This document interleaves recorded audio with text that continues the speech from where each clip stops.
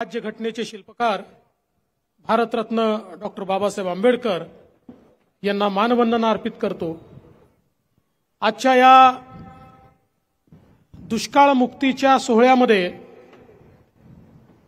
ज्यावेळी जवळजवळ 23 वर्षांनंतर नीरा देवधर उजव्या कालव्याच्या रूपानं या तालुक्याचं हक्काचं पाणी या तालुक्याला प्राप्त होत आहे, अशा या वचनपूर्तीच्या कार्यक्रमामध्ये मंचावर उपस्थित असलेले छत्रपती महाराज उदयनराजे भोसले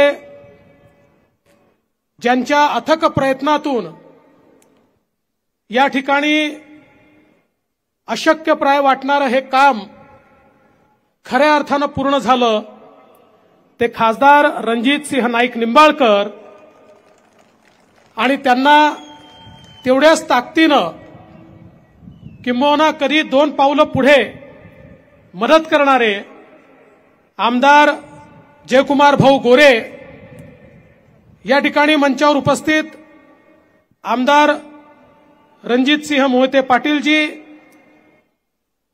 त्याचप्रमाणे छत्रपती शिवेंद्रराजे भोसले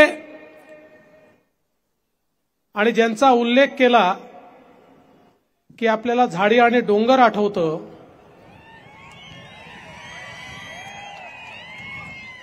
दोन 2022 साली जो पिक्चर निघाला होता त्याचे हिरो शहाजी बापू पाटील, त्याचप्रमाणे बबनदादा शिंदे, राजाभाऊ राऊत, राहुलजी कुल, रामभाऊ सातपुते,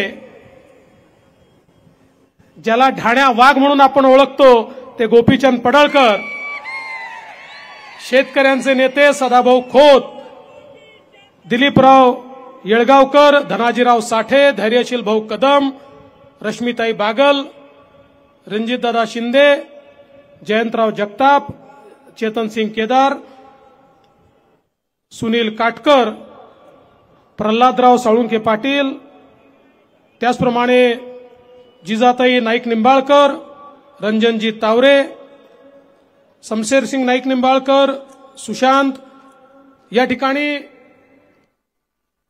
या प्रकल्पाकरता ज्यांनी खरोखर मेहनत केली असे आमचे विभागाचे सचिव, अपर मुख्य सचिव श्री दीपक कपूर, श्री कपोले, श्री गुडाले, श्री धुमाळ, या ठिकाणी उपस्थित मंचावरील सर्व मान्यवर आणि उपस्थित प्रचंड मोठ्या संख्येनं पाण्याचं स्वागत करण्याकरता आणि वचनपूर्तीच्या निमित्ताने आम्हाला सगळ्यांना आशीर्वाद देण्याकरता आलेल्या माझ्या सर्व माता भगिनी आणि बंधूंनो, खरं म्हणजे जिथपर्यंत माझी नजर जातेय मला लोक दिसतायत। भर उन्हामध्ये आपण सभा सुरू केली तरी देखील लोक उन्हामध्ये बसले आहेत। अर्थात नेहमी लोक उन्हात असतात आणि नेते सावलीत असतात, पण निंबाळकर साहेबांनी नेत्यांनाही उन्हातच बसवलेलं आहे, त्यामुळे लोकही उन्हात आणि नेतेही उन्हात, पण तरी देखील इतक्या प्रचंड संख्येने आपण उपस्थित आहात याचाच अर्थ हा किती महत्वाचा विषय होता हे आपल्या सगळ्यांच्या लक्षात येतं। खरं म्हणजे परवाच मकर संक्रांत झाली आणि या संक्रमणाच्या पर्वामध्ये या ठिकाणी ज्या नीरा देवधरच्या उजव्या कालव्याचा शुभारंभ आपण होतोय, एक प्रकारे या माढा मतदारसंघाकरता हे संक्रमण मोठं परिवर्तन घेऊन येणार आहे आणि ज्याला दुष्काळी म्हटलं त्याच्यावरचा दुष्काळाचा डाग पुसण्याचं काम आज या कार्यक्रमाच्या माध्यमातून आपण निश्चितपणे करणार आहोत आणि तुमच्या हक्काचं पाणी हे तुम्हाला देतो। मला अतिशय आनंद आहे की आज हे फलटण जी ऐतिहासिक नगरी आहे, ज्याचा थेट संबंध महाराजांच्या इतिहासाशी आहे, जी जैन धर्मियांची दक्षिण काशी देखील मानली जाते, महानुभाव पंथीयांची काशी देखील मानली जाते, आणि ज्या ठिकाणी उत्तर रामायण घडलं अशा या फलटणमध्ये आज रामायणाचा एक नवीन अध्याय आपण सुरू करतो आणि तो अध्याय ज्याप्रमाणे प्रभू श्रीरामांनी सांगितलं रामराज्य म्हणजे काय तर रामराज्य म्हणजे शेवटच्या माणसाचा आवाज ज्या राज्यामध्ये ऐकला जातो ते रामराज्य असतं। आता 22 तारखेला अयोध्येमध्ये प्रभू श्रीरामांची मूर्ती अवतरते आहे आणि त्याच्यासोबत या भारतामध्ये मोदीजींच्या नेतृत्वात एक नवीन अध्याय सुरू होतो आहे की ज्या अध्यायामध्ये आता शेवटच्या माणसाच्या विकासाचाच विचार होणार आहे। ज्याला मिळालं नाही, जो वंचित राहिला त्या वंचितापर्यंत त्याचे हक्क पोहोचवण्याकरता आता येत्या काळामध्ये आमचा नवीन भारत उभा राहणार आहे, आमचा महाराष्ट्र उभा राहणार आहे। आणि म्हणूनच हा दुष्काळाचा कलंक पुसण्याचं काम आज या ठिकाणी आपण सुरू केलं आहे। आणि हा तर वचनपूर्तीचा सोहळा आहे।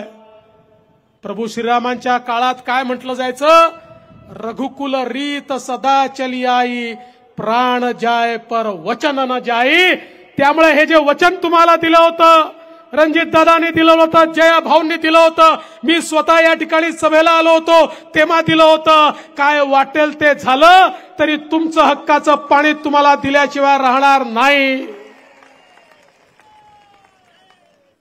खरं म्हणजे अनेक प्रकारच्या चोऱ्या ऐकल्या होत्या पण पाण्याची चोरी पाहिली नव्हती, ती देखील पाहायला मिळाली। पण मी जसा इरिगेशनचा मंत्री आहे तसा होम मिनिस्टर देखील आहे, गृहमंत्री देखील आहे, त्यामुळे कुठल्याही प्रकारची चोरी पकडून दंडित करण्याची जबाबदारी देखील माझीच आहे। आणि म्हणून जे तुमच्या हक्काचं आहे ते तुमच्यापर्यंत पोहोचवलं, त्याला 23 वर्ष लागली।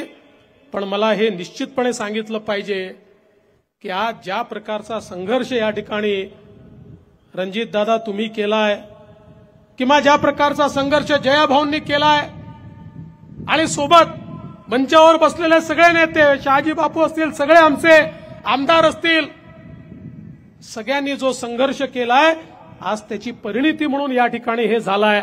आणि म्हणून पहिल्यांदा तर तुम्ही मला याचं श्रेय दिलं, याचं श्रेय मला नाही, ते तुम्हाला आहे। पण त्याहीपेक्षा तुम्हालाही हे श्रेय नाही आहे, हे खरं श्रेय या जनतेने तुम्हाला निवडून दिलं म्हणून या जनतेचं श्रेय आहे। यांनी जर निवडून दिलंच नसतं तर तुम्ही हे काम थोडी करू शकला असतात। म्हणून तुमचंही श्रेय नाही, माझंही श्रेय नाही, या समोर बसलेल्या जनतेचं हे श्रेय आहे।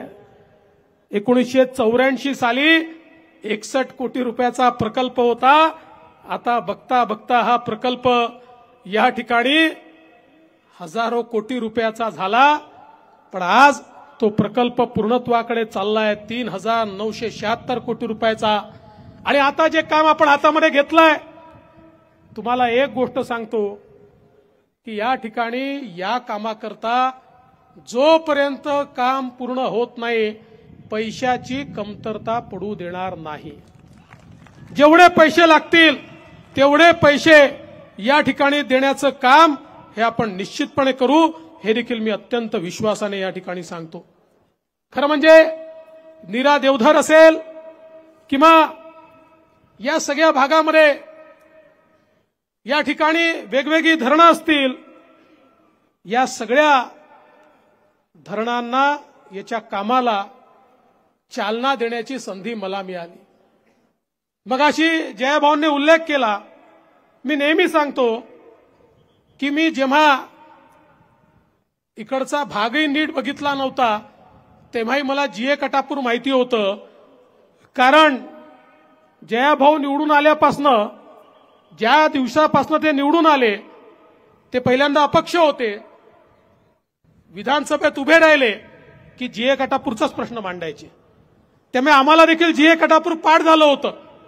पण हा जीए कटापूरचा प्रश्न असेल, नीरा देवधरचा प्रश्न असेल, उरमोडीचा प्रश्न असेल, टेंभूचा प्रश्न असेल, म्हैसाळचा प्रश्न असेल, पश्चिम महाराष्ट्रामध्ये कृष्णे कोयनेचं जे पाणी आहे, पश्चिम महाराष्ट्राचे जे प्रकल्प आहेत, या सगळ्या प्रकल्पांना चालना देण्याची संधी मला मिळाली।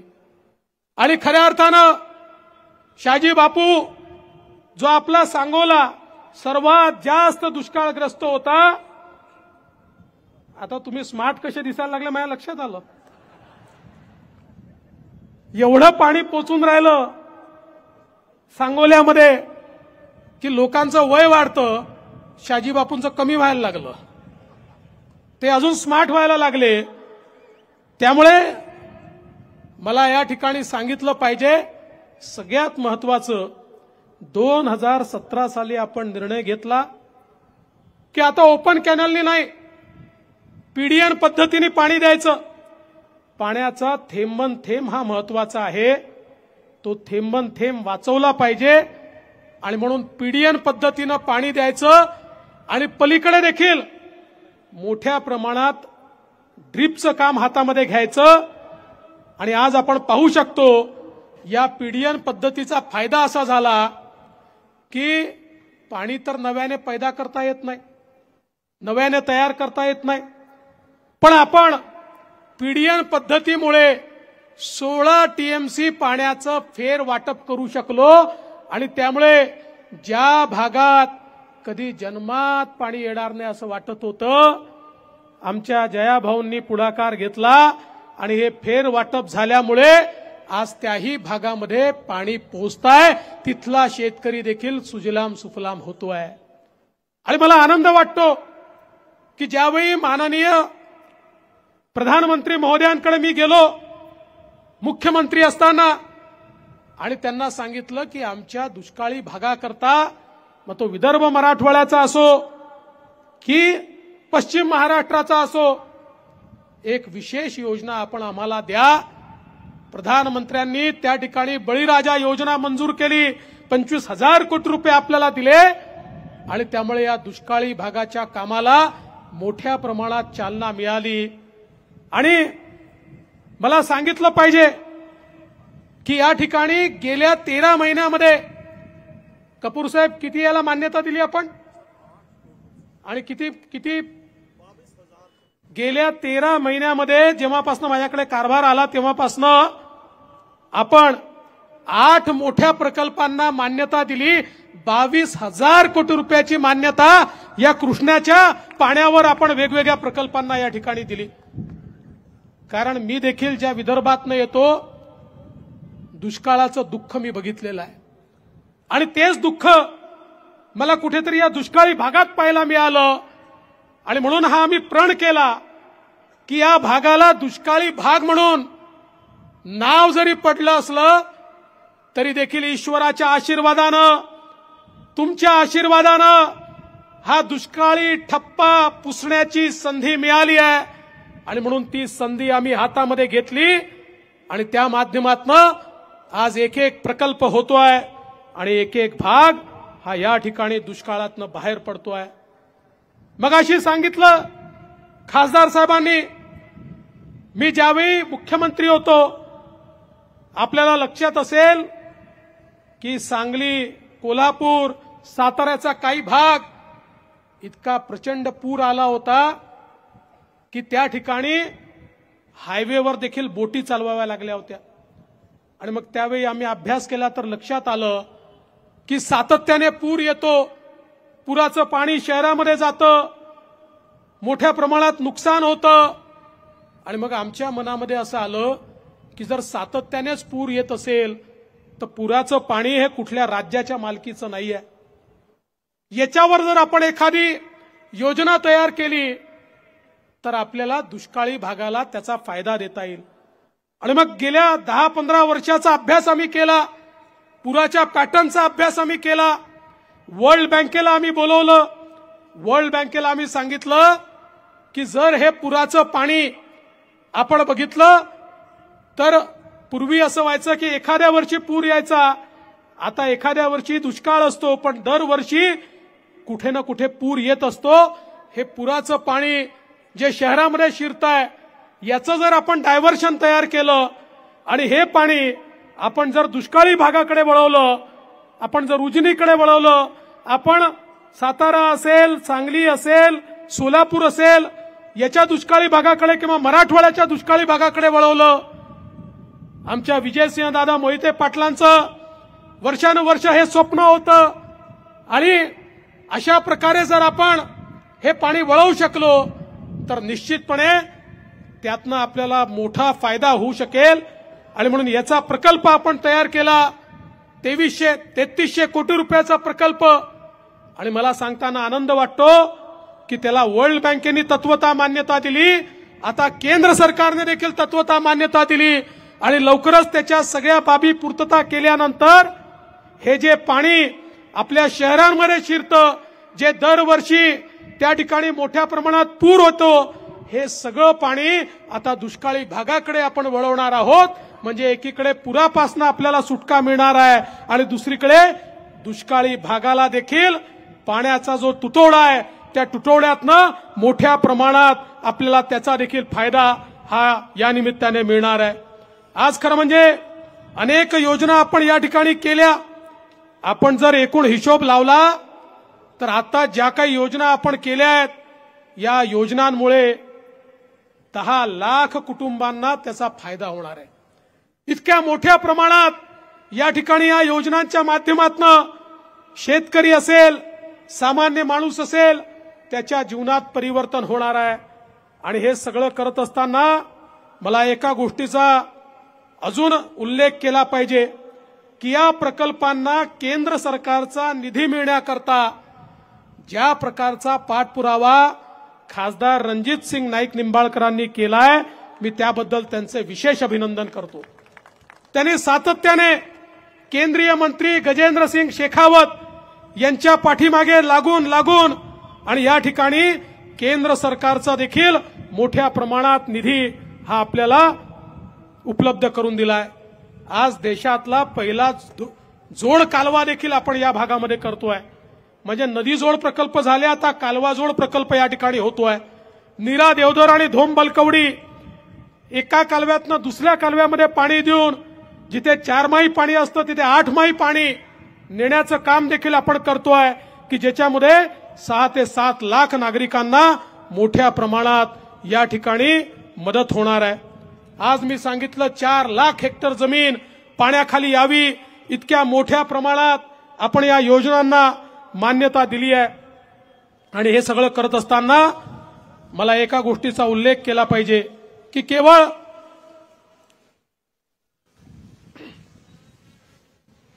सिंचन प्रकल्प नाही, मोठ्या प्रमाणात रस्त्यांचं जाळं देखील या ठिकाणी तयार झालं.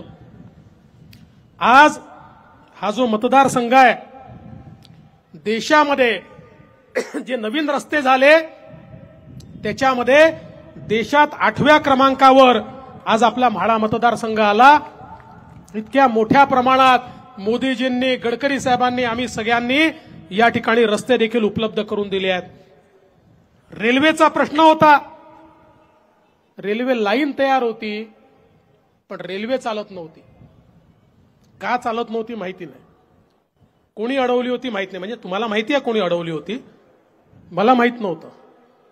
पण आज ती रेल्वे देखील चालली, नवीन लाईनला देखील पैसे मिळाले आणि यासोबत MIDC, कारण शेवटी आज आपण नवीन जो कॉरिडॉर तयार करतोय मुंबई बंगलोर कॉरिडॉर, या कॉरिडॉरमुळे पुढची सगळी इंडस्ट्री ही आमच्या सातारा जिल्ह्यामध्ये येणार आहे.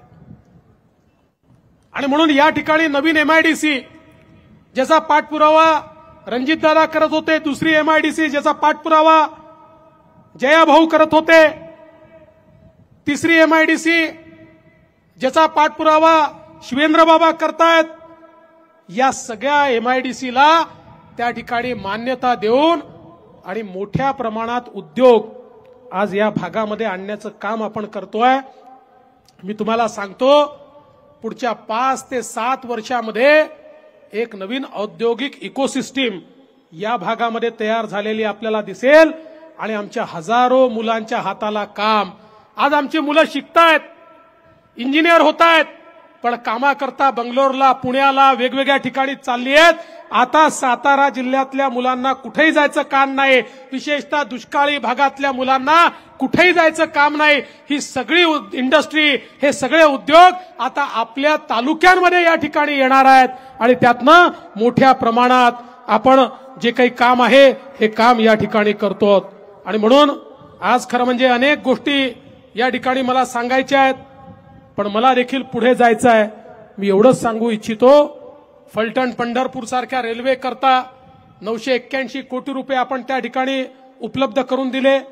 मी आज एवढंच सांगण्याकरता आलो आहे, जे काम करतात त्यांच्या पाठीशी तुम्ही उभे राहा, जे काम करतात त्यांना तुम्ही आशीर्वाद द्या.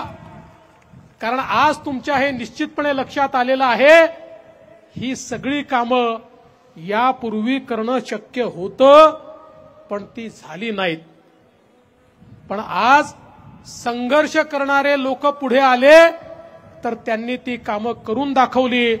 मी तुम्हाला एवढाच विश्वास देतो, ही जे आपले नेते आहेत, या नेत्यांच्या पाठीशी आम्ही भक्कमपणे उभे आहोत.